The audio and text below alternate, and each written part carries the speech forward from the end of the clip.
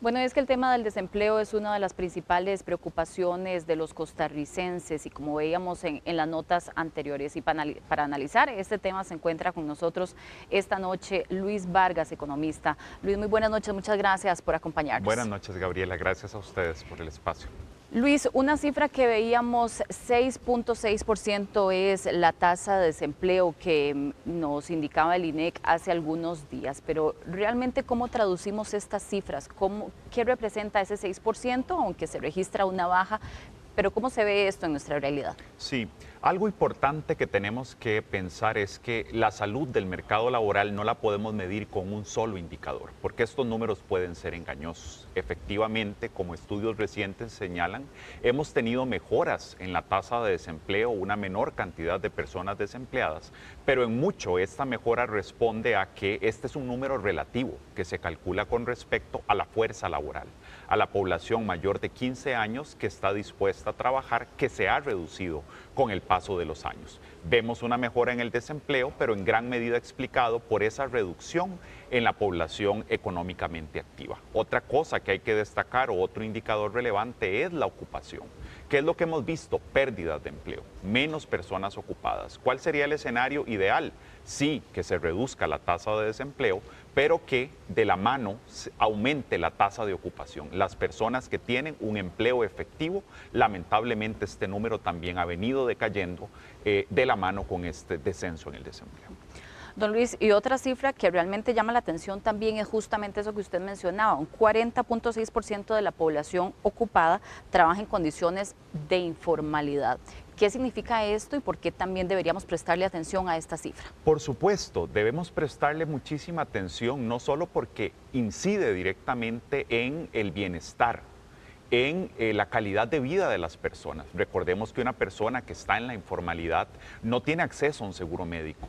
Pero también recordemos que una persona en la informalidad no está cotizando para una pensión, lo que genera no solo presiones a el sistema de pensiones, presiones fiscales, sino que además estamos condenando a estas personas a no tener una vejez digna. De ahí que debamos preocuparnos y particularmente por ciertos grupos de población como las mujeres. ¿Qué pasó en el último trimestre?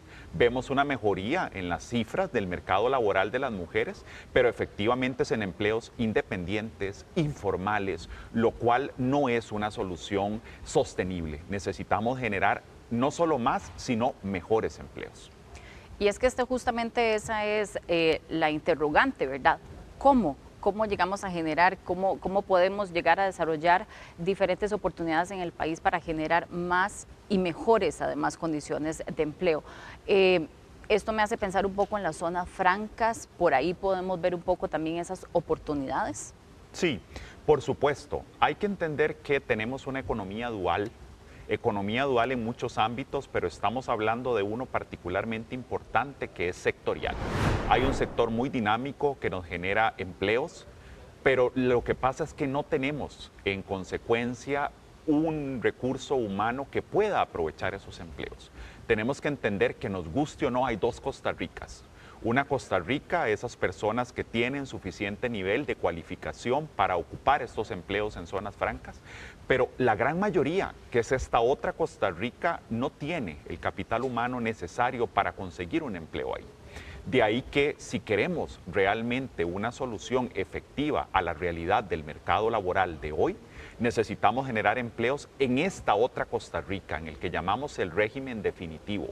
¿Qué pasa con el régimen definitivo? No hay políticas de empleo dirigidas a este régimen, que ha sido el que se ha mantenido estancado y que su situación se vio agravada más aún con la pandemia de la COVID.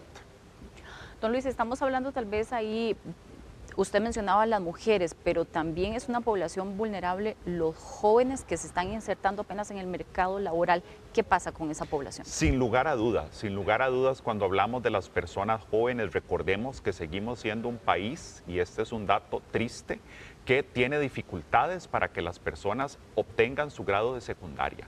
Cuando nos comparamos con la OECD, las tasas de graduación que tenemos en secundaria son muy bajas.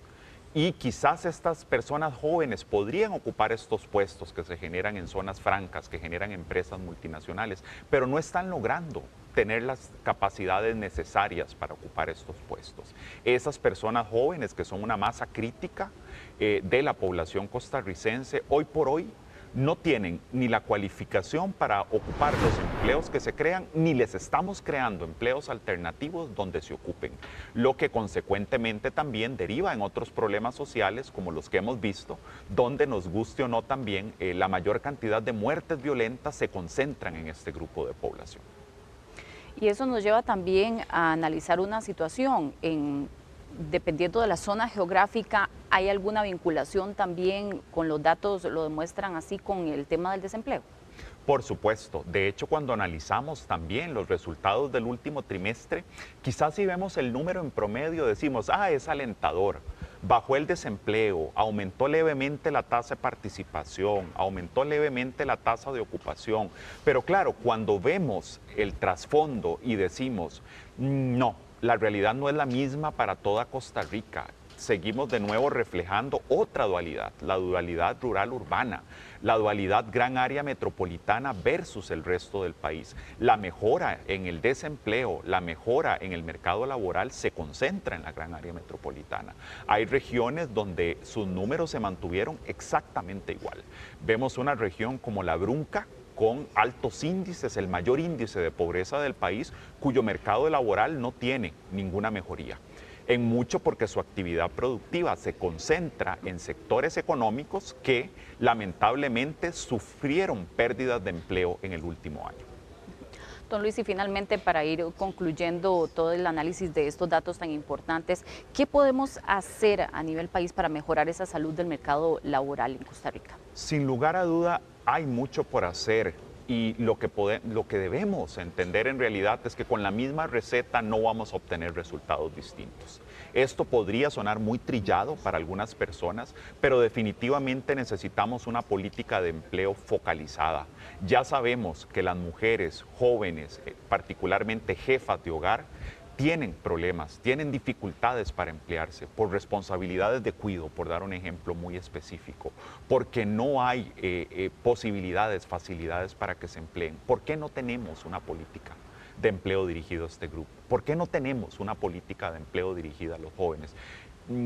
No parece tan difícil, nos ha faltado enfoque y en eso tenemos que ser críticos, enfáticos, en que como país, si no tenemos políticas de empleo para grupos de población específicos, no vamos a ver resultados.